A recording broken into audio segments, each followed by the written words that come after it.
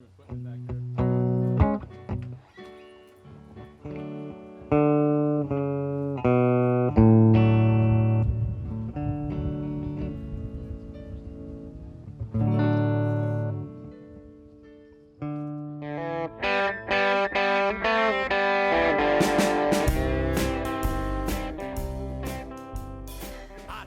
as a little kid, the first album that I really, really adored was one of those little 75, I think it was Peter, Paul, and Mary singing Leaving on a Jet Plane.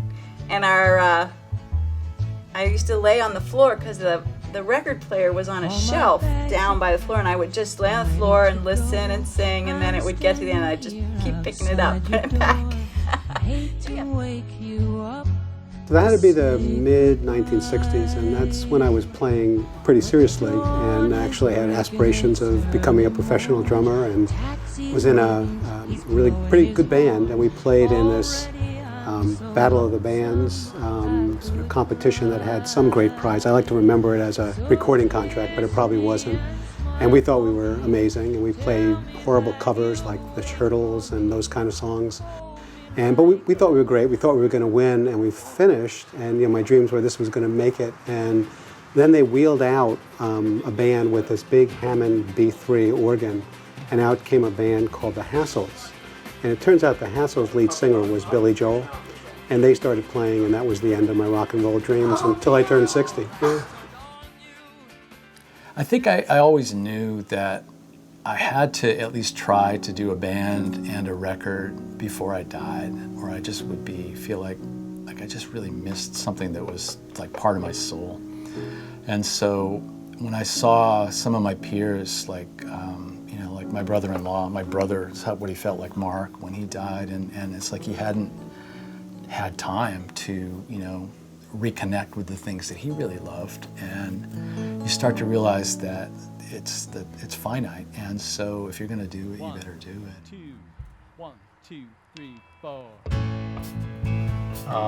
About 5 years ago, Dave invited people over to play music, and I came, but I came 24 hours late. I arrived the day after the day that people were getting together, and he was surprised to see me at the front door, but we got together and played anyway. That's kind of how I got started with the band, a day late. Okay, a longer version is this. My son Alex, when he was in 5th grade, I turned 60, which is pretty old to have a 5th grader, but it happens. And he joined something at school called Guitar Club. And so we bought a pretty nice Taylor guitar, and it was around, and he used it some, but then it was sitting a lot. So I thought, well, let's see if anybody can learn to do anything new at 60. So I started trying to play the guitar. In the beginning, I think my parents just got their instruments out kind of randomly one day, and it was so exciting, I think, to all of us. Like, they realized that they were both really interested in music. I don't know how much they had ever talked about that before.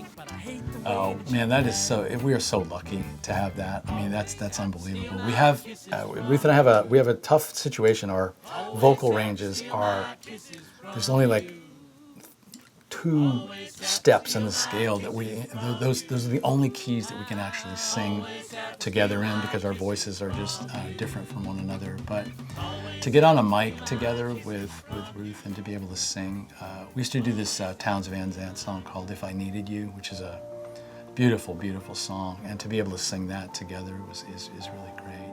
It actually, when the band started talking about being a band, I didn't think I was going to be in the band at all. And then Rick basically persuaded me that I could learn to use my violin in a way that was appropriate to the band. And I was not sure that was true, because I had always played classical music.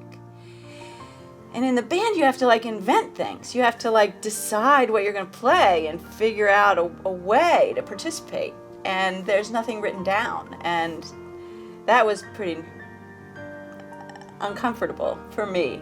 We had the beginnings of a band with a bass player who had never played bass before, a drummer who hadn't played for 30 years, a singer-guitarist myself who hadn't played for 20 or 25 years, David who was just learning, Ruth who was classically trained but had never played this particular kind of music, and we just started stumbling our way along.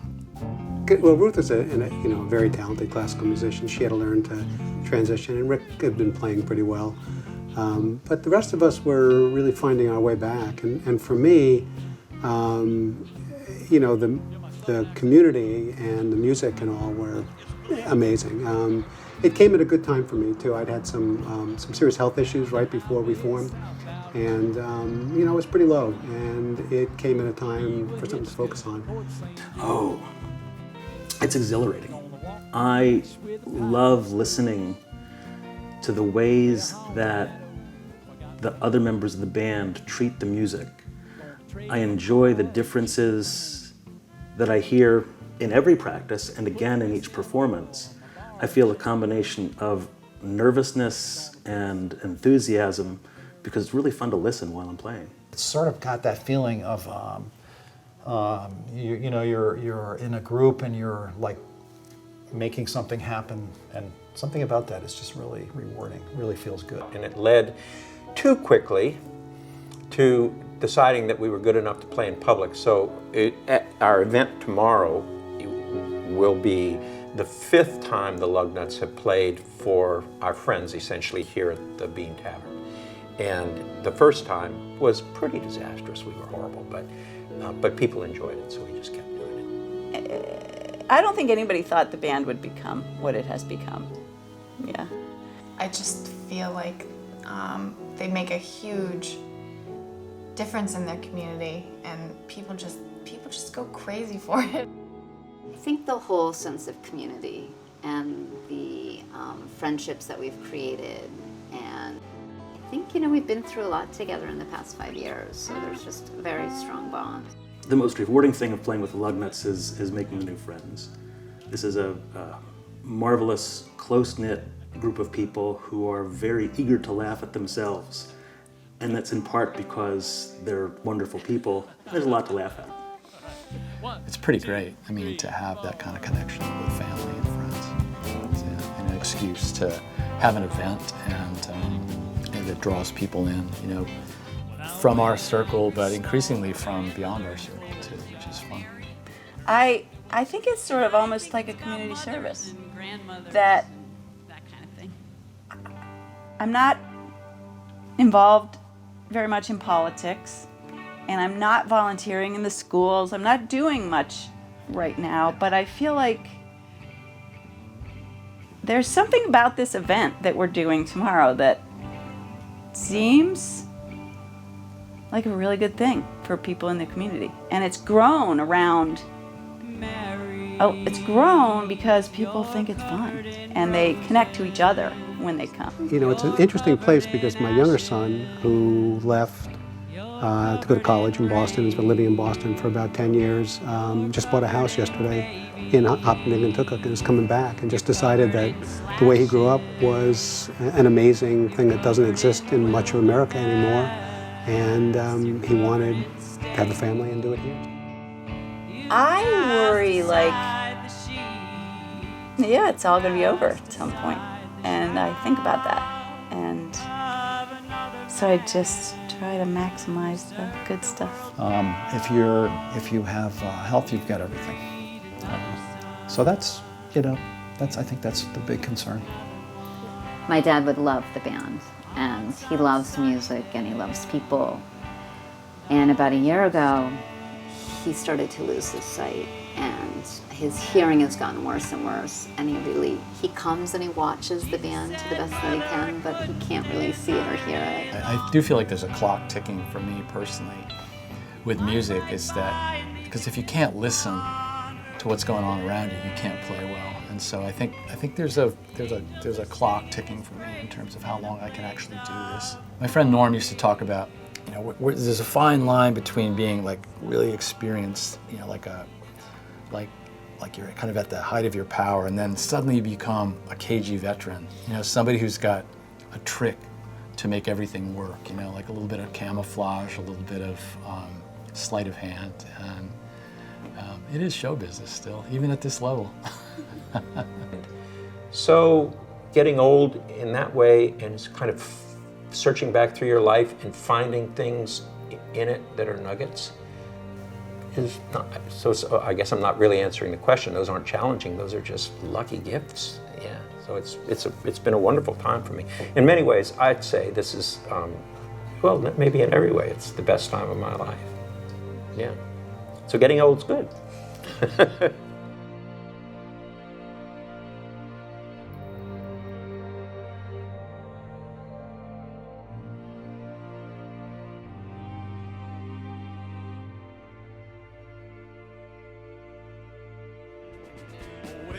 Sunday night at the old bean now. There's a lot of noise behind that wooden door. 9 o'clock comes early and the geezers gotta go. And we all leave coming back for more. Ah, we still leave coming back for more.